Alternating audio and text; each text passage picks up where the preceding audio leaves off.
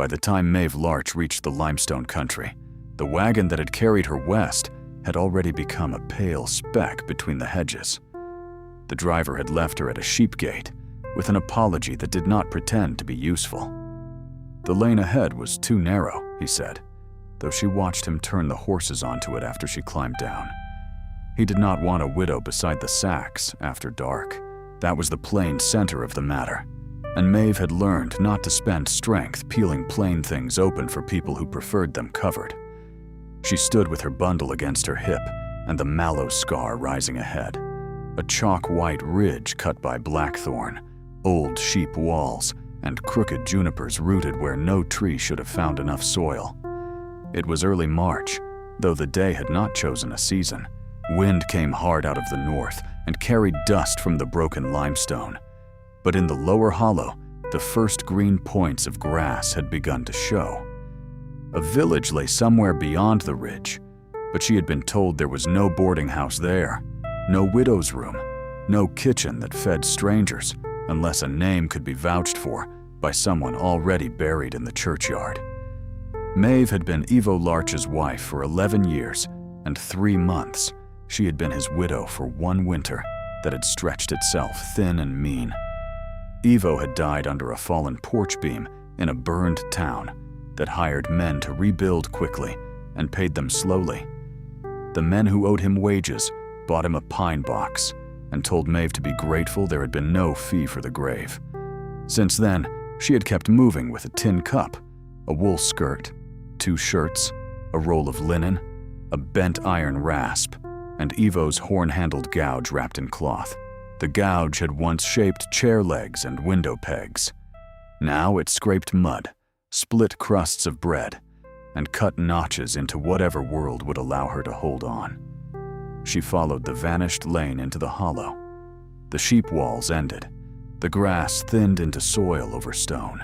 She climbed by animal paths, keeping the ridge to her left and the wind in her eyes, so she would not circle back without knowing it.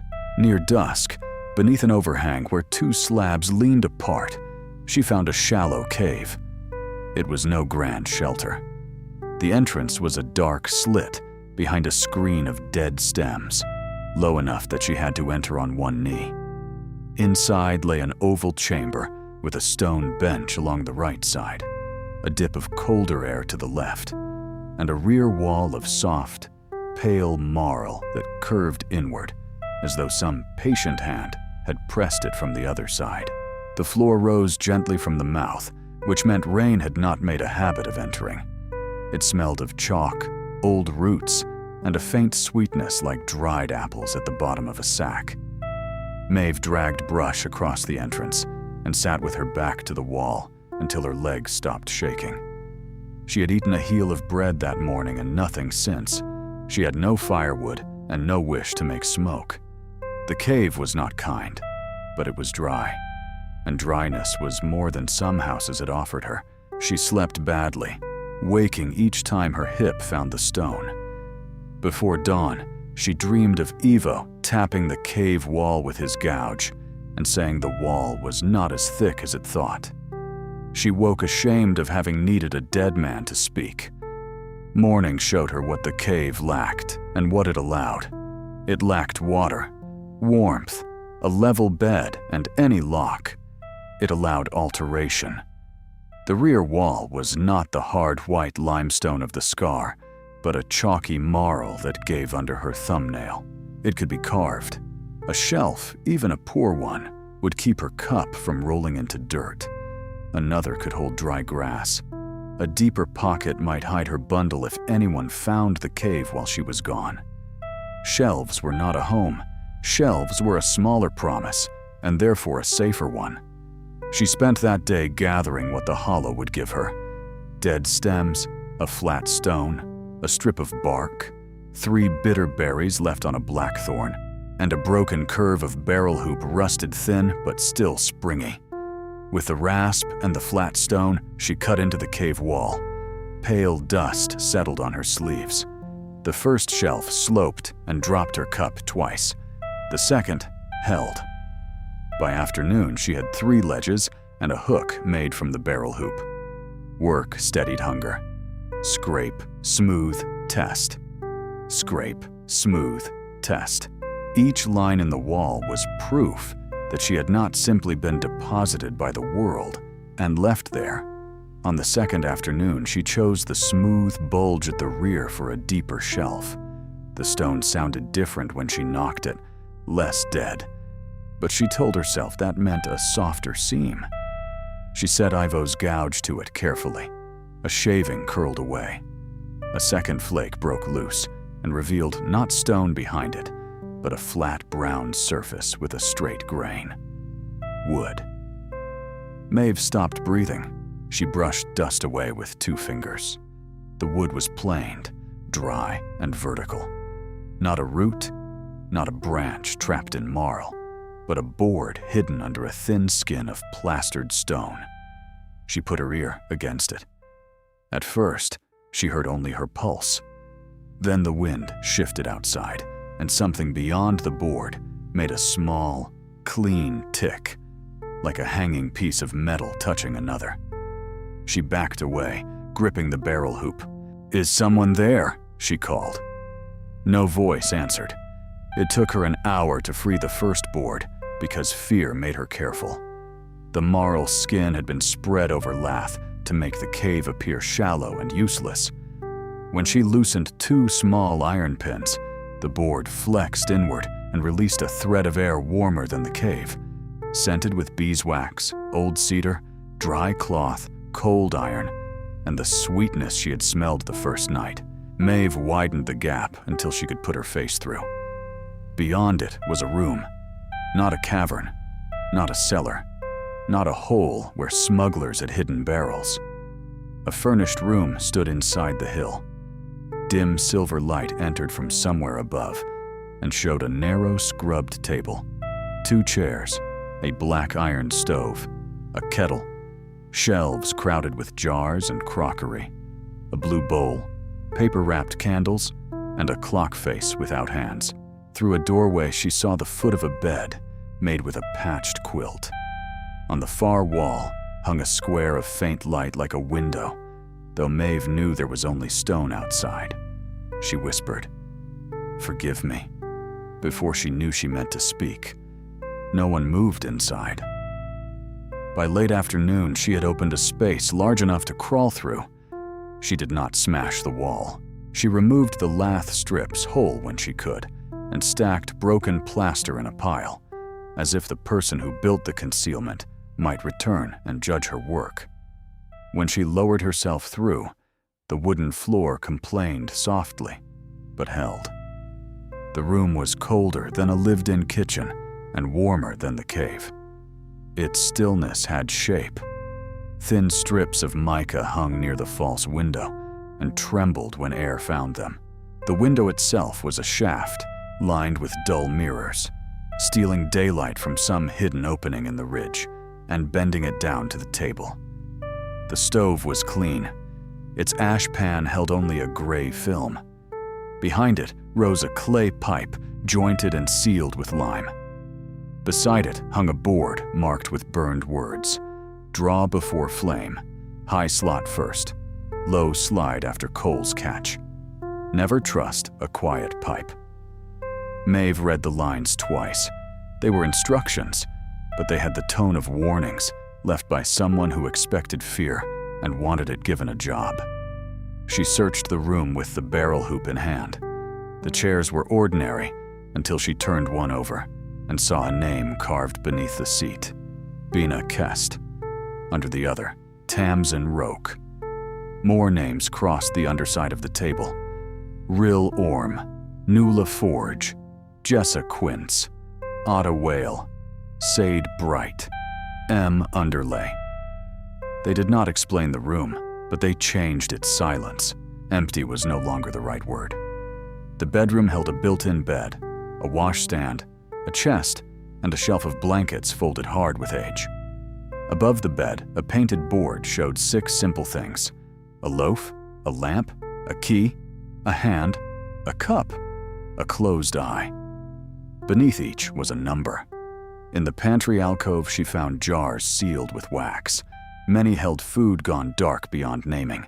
One held salt, one beans, and one dried apple rings, brown but not spoiled. She opened the apple jar and ate 3 rings sitting on the floor because sitting at the table felt too much like claiming. Sweetness returned to the world in a thin line.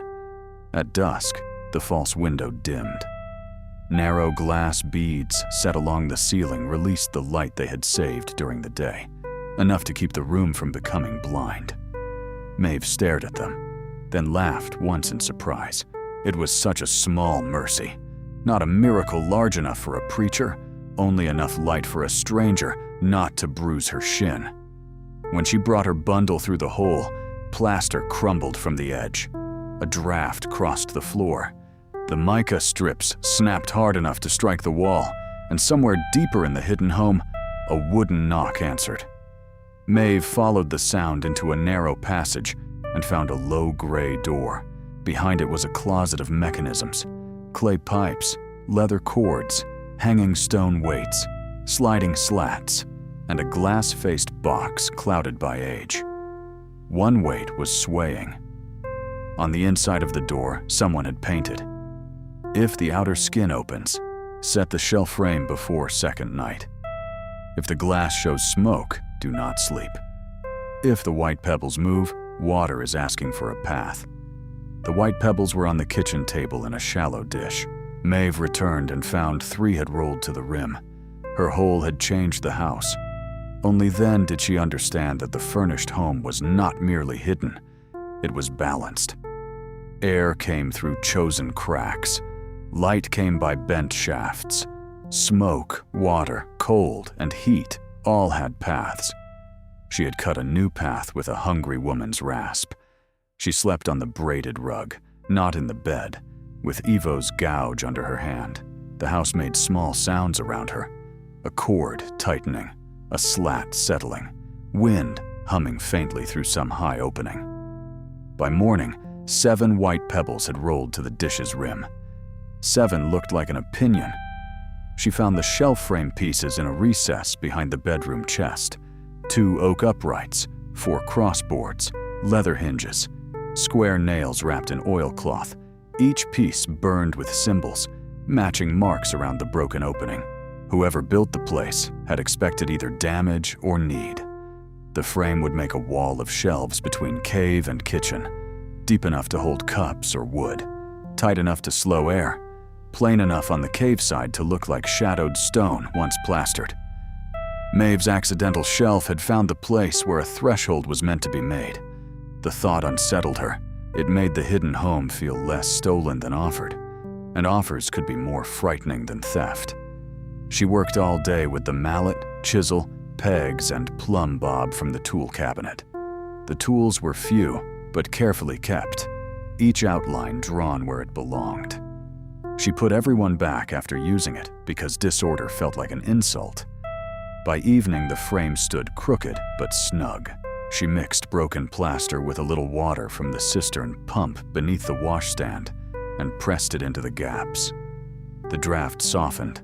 On the table, 2 pebbles rolled back toward the center. She cooked that night. Beans badly soaked and boiled too soon, but hot. She followed the stove board. High slot first, a lever above the clay pipe. Low slide after coals catch, a plate beneath the ash pan. The flame leaned inward at first, properly drawn. Then the glass-faced box clicked. Its needle, which had hovered between thin and wrong, jerked to smoke. Maeve smelled nothing, then felt her eyes sting. A gray thread pushed from the stove joint and flattened under the ceiling. She opened the low slide. Smoke thickened. She shut it, coughing.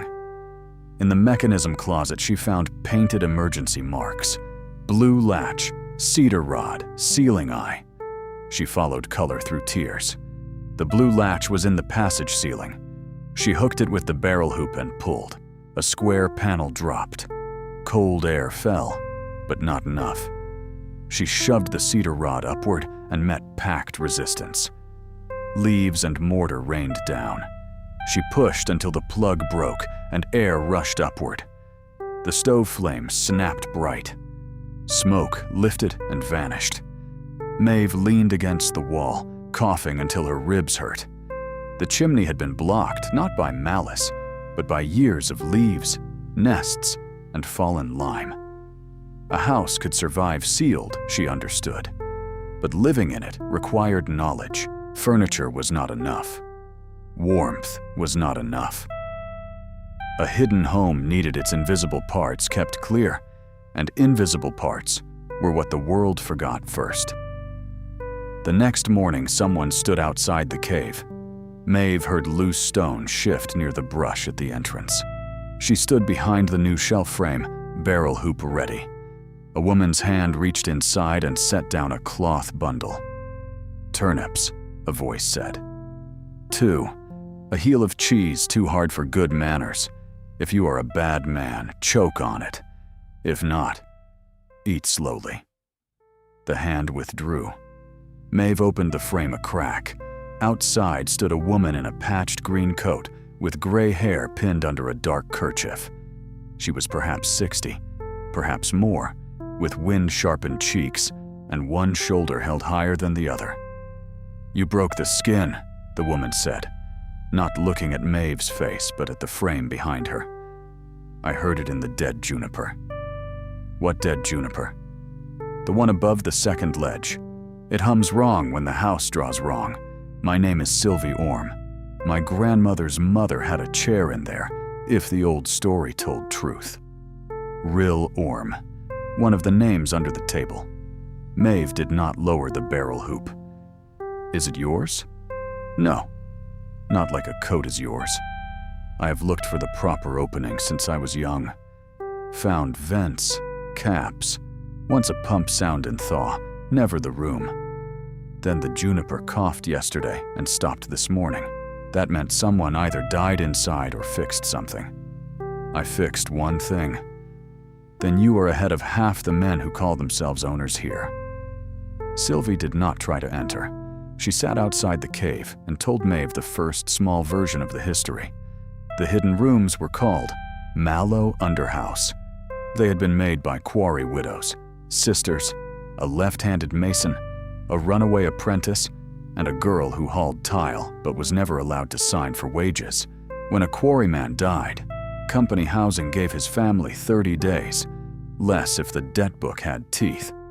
Furniture, stoves, tools, and bedding could be seized against wages that somehow always turned into debts.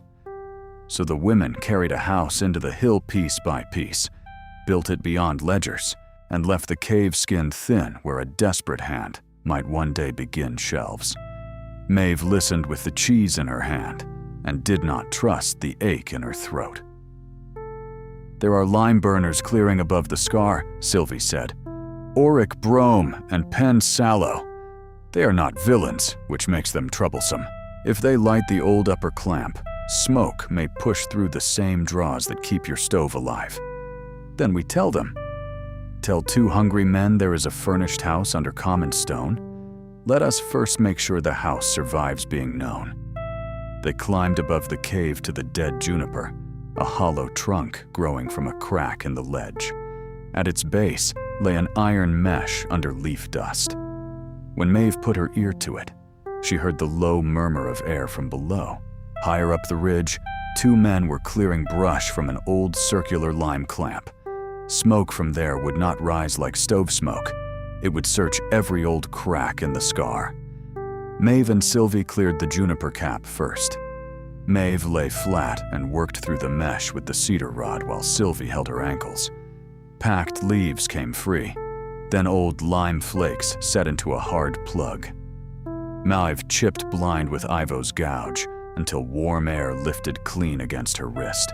Back inside, the mica strips moved evenly, and the glass needle rested at fair for the first time. Fair. The word seemed extravagant. Sylvie could not pass easily through the shelf frame, but she wedged herself in far enough to see the kitchen. She looked at the table, stove, bed doorway, false window, shelves, and glass beads. For a few seconds, she forgot to speak. "Oh," she said. "Only that." Then work returned. She knew some symbols from family stories. Maeve knew the levers by necessity.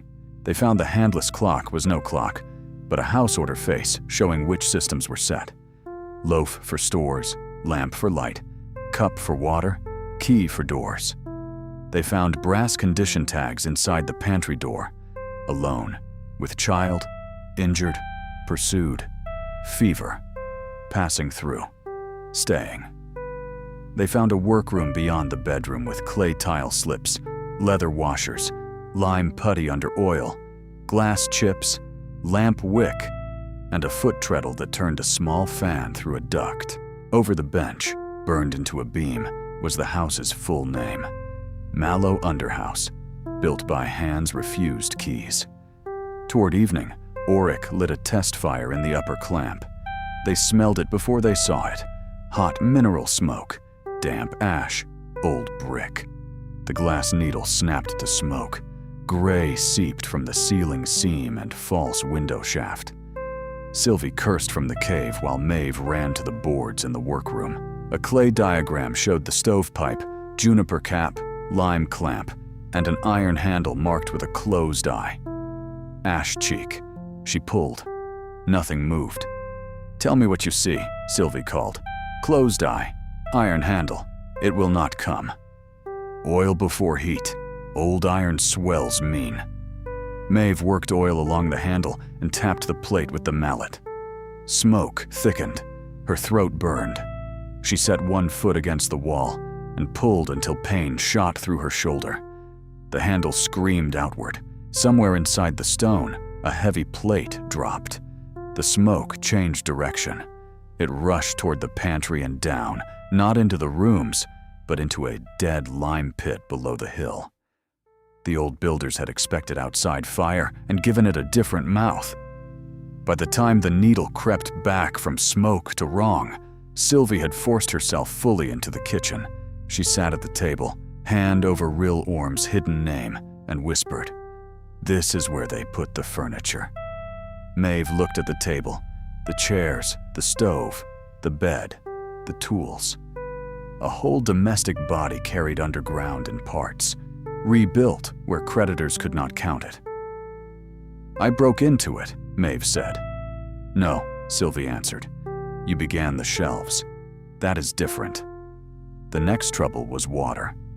Warm weather moved over ground still cold beneath, and the scar began to sweat. The white pebbles rolled sharply to one side of the dish. Maeve and Sylvie traced the cistern line to a catch apron under loose quarry chips above the false window shaft. Roots had choked the slate channels. They dug on their knees in cold seep, pulling root hair and lime grit until water began to run through the covered channel with a quick hidden sound. The cistern knocked below the washstand. The pebbles rolled back toward the center. At the upper edge of the apron, Maeve uncovered a marked slate. A house has walls, but it lives by crossings. Water in, smoke out. Cold held. Stranger judged by work, not by papers. Below were initials: TR, BK, RO, NF, JQ. Sylvie touched Rill Orm's initials with a muddy finger. "There you are," she said. Auric came to the cave mouth the next day. He had a pick in his hand and lime dust in his beard. Maeve stepped into the shallow cave and pulled the shelf frame nearly shut behind her. "Anybody using this hollow?" he called. "Saw smoke stain. I do not want to set a clamp beside some shepherd's nap hole." "I am using it," Maeve said. His gaze moved over her rough outer shelves, her cup, the blanket roll, and did not find the room beyond. "You carving shelves in marl? It will crumble if you cut too deep." "I found that out." He said he needed the upper clamp for 3 burns. Maeve said no. He told her it was common scar. She told him the draw ran through cracks he had not mapped. He asked if she knew stone now. She said she knew smoke in her eyes. The talk might have hardened into threat if Sylvie had not coughed from behind the frame. Auric heard it. Maeve did not move. Sylvie opened the frame enough to step into the cave, limping and furious. "He wants to be certain while standing on ignorance," Sylvie said. "It is a county habit." Auric flushed. I didn't know anyone was below." That is what ignorance means. He looked from Sylvie to Maeve and toward the shadowed frame. Sylvie told him there were old draws in the scar that kept air sweet where people might shelter. He laughed bitterly and said everything old became sacred the moment someone wanted to work it. "No," Maeve said, "it becomes occupied." That stopped him. Occupied was not sacred. Occupied meant lungs. He left angry, but before dusk, he and Pen moved their tools toward a lower rise. It was not friendship. It was a reprieve. Inside the house, Maeve began to read the past the way the builders had left it, not in diaries, but where work rubbed against memory. Under chair seats, on cabinet backs, in labels beside valves and shelves. Inside the pantry shaft were marks for people who had stayed. Widow with fever, 2 sisters from East Road, boy burned at kiln, midwife hiding, winter long, left before thaw, returned with nails. In the bedroom chest, patterns were folded where letters should have been. How to cut a skirt from a torn blanket, how to make a sling from a flour sack, how to fold legal papers into a false basket bottom, how to ask for owed wages with witnesses present, how to leave before violence, but after hiding tools for the next woman. The house was not sentimental. It did not preserve sorrow for display. It preserved methods. On the 5th morning, Maeve took the brass tag marked alone and hung it by the stove. After a while, she added staying. The 2 pieces touched with a small sound. Sylvie saw them and said nothing, which was a kindness. They next worked on the 2nd draw. The Sunday door, once a proper rear entrance, had been sealed by a rockfall for decades, but its upper transom could still bring clean air if freed. The passage could be reached through a crawl above the workroom. Maeve tied Sylvie's rope around her waist and climbed in with the cedar rod, gouge and lamp. The crawl narrowed quickly. Boards groaned under her knees. At the end, a stone shutter was held shut by a counterweight sack of pebbles hardened together by damp. She chipped at it until the weight dropped and the shutter lifted. Clean, high air slid over her face. Then the board beneath her left knee cracked. The crawl dropped not far, but far enough to wedge her above the workroom ceiling with one leg through and the rest of her held by splintering wood. The lamp went out. Dust filled her mouth. The rope tightened around her waist. "Don't pull," she shouted when she could breathe. "Board broken." "What do you need?" Sylvie called. "Bench slats, long ones." Up through the hatch. Sylvie sent them up one at a time. Maeve laid them across the broken place, built herself a narrow bridge, and eased backward until Sylvie could drag her out by the boots. She landed on the workroom floor, gray with dust and shaking. Her knee bled, but the 2nd draw worked. Air moved through the underhouse steadier than before. Pain, for once, belonged to a task done instead of to walking without destination. Auric returned on the 7th day without a pick. Pen stayed behind him. "The lower clamp smoke's poor," Auric said. "Pen lost a glove near a crack. Smoke went into it sideways. Thought I should ask before cutting." Sylvie stared at him. "You ask before cutting now?" He looked uncomfortable. Trying it once, Maeve did not bring him inside. She took him to the lower clamp with a thread and soot-dark cloth. Smoke from a test ember leaned into a ground crack instead of rising. The scar was more connected than anyone had mapped. "Do not burn here," she said. "Then where?" She pointed to a bare rise beyond the old field walls. "Build new. Waste labor. Save lungs." Auric looked at his cracked hands. "Labor is what poor men have because no one lets them keep anything else." "Then don't spend it making a grave." He did not like her answer. He obeyed it. That night, smoke rose from the bare rise into open sky where smoke belonged. The underhouse used the safer days to reveal its most fragile room. Behind the pantry shelf, Maeve found a latch shaped like a cup and opened a curved door into a small parlor. It held a rocking chair, a sewing stand, a few books, a palm-sized mirror. Pressed flowers faded to ghosts, and a cradle with no bedding. The cradle struck her harder than the stove, harder than the names. She and Ivo had wanted a child in the first years, then wanted steadier work, then wanted a dry roof, then stopped naming what they wanted because absence became heavier when given furniture. Under the cradle rail someone had carved, "Rock what grief leaves empty. Do not let empty decide the whole room." Maeve stepped back as if burned. For the rest of the day she worked with anger, scrubbing the pump handle, mending the crawl board, scraping wax into usable candles. At dusk, she went into the cave and carved another shelf, long and straight. When it was done, she set Ivo's gouge on it, not hidden in her bundle, not clutched in sleep, set down. Rain came without drama.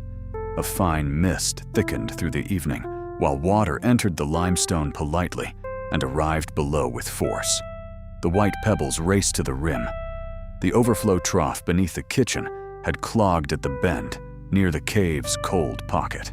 Maeve knelt in the outer cave and cut her crude drainage line deeper with the rasp, while Sylvie called from inside, reporting the pebbles. Water pressed cold over Maeve's wrist. Something hard jammed the bend. She hooked it with the barrel hoop and pulled until it came loose in a rush of icy water. A rusted iron trivet shaped like a leaf. The channel took the overflow out under the entrance.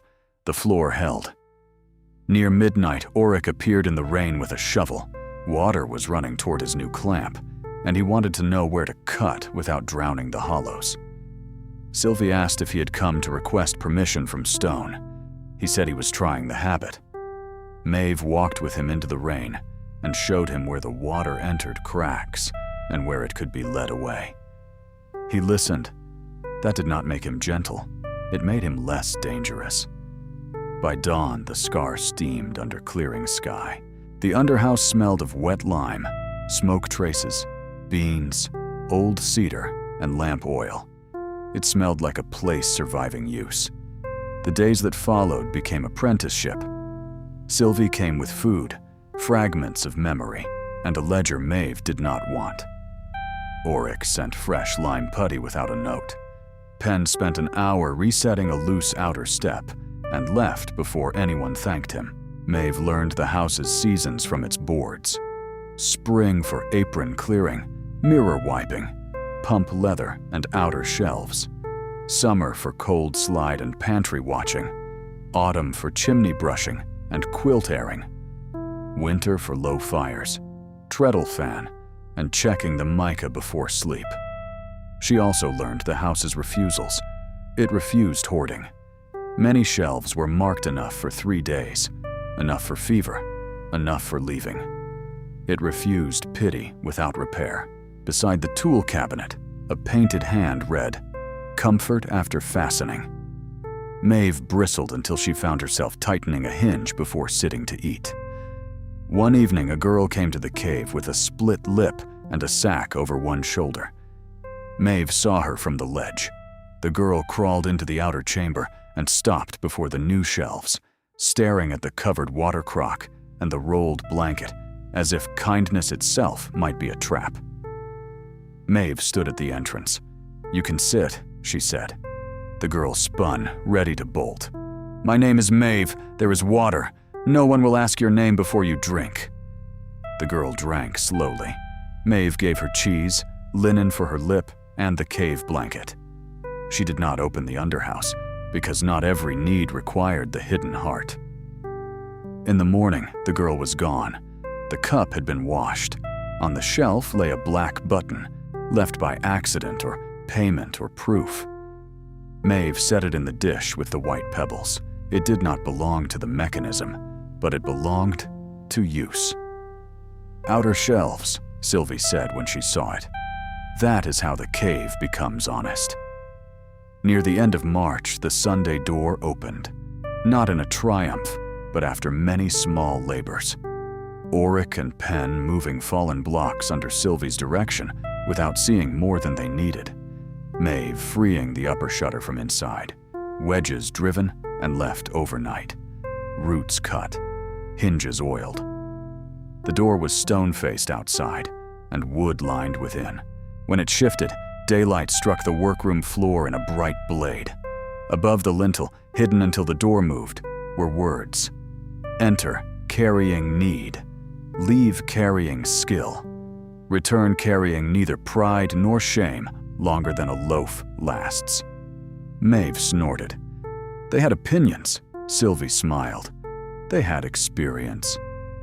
The working door changed the place. A hidden home with one crawl entrance was a secret.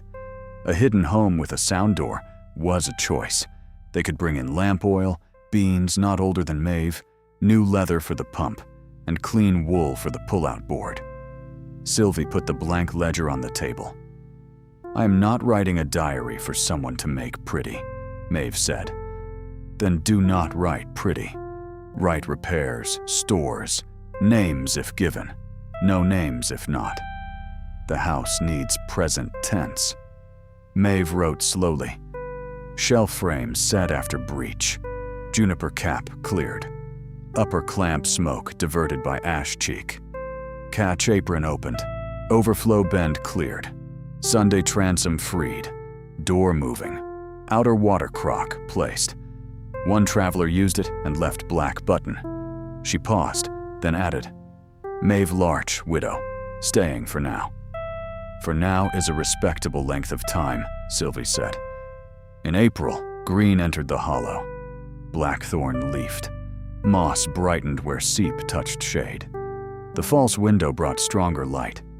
Maeve aired the quilt and mended its torn edge with thread from the sewing stand. Sometimes she missed Ivo so sharply that the underhouse seemed to have given grief a warmer room rather than softened it. She missed how he would have admired the shelf frame, cursed the crawl, improved the cold slide handle by supper, and forgotten to eat. One night, she carved a small shelf mark into the brass collar of his gouge. Not his name, not hers. A crossing mark. The tool had crossed. So had she. The strongest test came from knowledge. A county clerk named Plen arrived with Auric on a gray morning, wearing a city coat and gloves too clean for the scar. He had heard of an old habitation and mentioned property boundaries, unsafe dwellings, historical interest, charitable administration, and possible removal in one breath. Maeve stood at the Sunday door with Sylvie beside her. Auric looked ashamed, but did not leave. It is not abandoned, Maeve said when the clerk used the word. If no legal occupant, there is an occupant. And you claim tenancy? Maeve thought of the brass tags. Alone, injured, pursued, passing through, staying. She thought of the hidden instruction she had found in the parlor pattern packet. Keep it working until it can be found, without being stolen. I claim maintenance, she said. Plen frowned. That is not a category, Sylvie laughed. It has been the only category that mattered here. The clerk said he could not leave an undocumented structure occupied without inspection. Maeve answered, Then inspect the parts that can kill a person. Draw, water, door, floor, fire. Do not inventory cups before you understand the chimney. That unsettled him, because it sounded more reasonable than his form. They showed him the cave shelves first, and made him hold a thread to see the draw at the frame. They showed the juniper cap, the catch apron, the Sunday door hinge, the overflow running clear. Only then did they bring him into the kitchen. Everyone changed the first time they saw it. The furnished room did not plead. It stood in its order and made people aware of their own. Plen took off his hat. Maeve liked him a little for that, though not enough to trust him. He asked about records. Sylvie showed him the new ledger, not the private patterns, not every underside of every chair. Maeve showed him the maintenance boards. Auric explained the smoke diverter as if he had not nearly poisoned it first. When Plen asked whether objects should be removed for preservation, Maeve said, "Preservation is what kept the stove from killing me. Remove the stove, and you preserve only the corpse of a room." He wrote that down. Weeks passed before papers returned, and the underhouse kept needing ordinary work, which saved Maeve from imagining every theft. The papers did not solve ownership. They did something uglier and more useful. Listed Mallow Underhouse as a maintained emergency dwelling of historical and practical value, with Sylvie Orme and Maeve Larch named as keepers of access and condition, pending a local trust. It was fragile protection, but fragile was not nothing. It made stealing the house harder. Maeve signed her name. Her hand shook only once. That evening, after everyone left, she sat at the table while sun from the false window touched the dish of white pebbles and the black button among them. The tags alone and staying still hung by the stove. She considered making a tag that said, "Widow," but understood at last why none existed. Widow was not a condition of use. It was one of many roads to the door. She went into the cave with Evo's gouge and carved the last outer shelf at child height, not because she had a child, but because a small hand should not have to ask a tall wall for water. She worked slowly. The marl came away in soft curls. This shelf did not break through anything. It made a place. When it was smooth, she set the cup on it. The cup held level. The outer cave no longer looked like a poor woman's hiding place, though it could still hide someone. It looked like an anteroom shaped by use. Water, crock covered, blanket rolled, shelves for cup and bread and tools, a hook for a wet coat, a curtain that could be drawn across the shelf frame, and beyond it, unseen unless needed, the furnished home inside the hill. Night came mild. Maeve lit the stove after checking high slot, low slide, glass, mica, and thread. She ate beans with onion and coarse bread at the table, not on the floor. Then she opened the ledger. Outer cave shelves finished. Child height cup shelf added. Draw fair. Water fair. Door fair. County paper signed, not trusted beyond usefulness. Gouge marked. She stopped, then wrote one more line. The house did not give me Evo back. It gave me somewhere to put my hands. She read the sentence, wary of its softness. It was true enough to stay. Before bed, she turned over Bena Kest's chair and added a small shelf mark beneath the old note. She did not add her name yet. For now was long enough. In the deep part of night, wind crossed the scar, and the dead juniper murmured above the chimney. No smoke touched the ceiling. No water pressed under the floor. The underhouse held its ordinary balances. Maeve woke once and understood the sound without fear. Not haunting, not invitation, draw. For a while she stood with her hand on the frame and remembered the first shelf she had carved, the one that had sagged and dropped her cup twice. It remained on the outer wall, imperfect and visible, and she did not smooth it away. A perfect repair would have lied about how entry began. Let the crooked shelf remain. Let any hand that touched it know that the way in had started as hunger, clumsiness, and a refusal to lie flat on bare stone. Sylvie later said the old builders would have approved of that. Maeve did not answer, but she left the shelf uncorrected and carved a smaller mark beneath it. Not a name and not a claim. Only the sign used on the stored boards for a crossing made usable. The cave kept the mark without comment. The hill had never needed to praise work in order to hold it. At dawn, someone knocked on the outer cave stone. 3 taps, then a pause. The pattern of people trying not to frighten what might be inside. Maeve rose, wrapped the quilt around her shoulders, and walked past the table, the stove, the pebbles, the brass tags, and the shelf where Evo's gouge rested. She checked the thread by the frame. Air moved cleanly. She lifted the latch. In the cave stood a man with a swollen wrist, a woman holding a baby under her coat, and a boy half hidden in the mouth of the hollow with a bundle tied in a flour sack. Their faces carried the same look Maeve had worn at the sheep gate, the look of people subtracted from someone else's arithmetic. The woman said, "Sylvie Orme told us there was water here." Maeve opened the frame only as far as the cave required. The furnished home glowed behind her, not displayed, not denied. The low shelf waited with the cup. "There is water," Maeve said. "Sit first. Drink slowly." They entered the cave. The boy stared at the shelves, as if shelves themselves were a kindness he did not yet trust. Maeve filled the cup, set bread where a cold hand would look first, and listened to the hidden draw running fair through stone. A shelf was a crossing. A cup was a crossing. A door opened. The right width was a crossing. She had meant only to carve a place for her own few things, and had broken through into all the hands that came before hers. Discovery had not been the ending. It was only the first hole in the wall. Outside, Mallow Scar brightened. The road below remained uncertain. The village still capable of closing its doors, the papers still thin, the world beyond the ridge still full of people who could make need disappear by refusing to count it. Maeve knew all that. She had not been cured of knowing it. But the shelf held. The water was clean. The hidden home was warm enough, aired enough, and ready enough for the work of another day.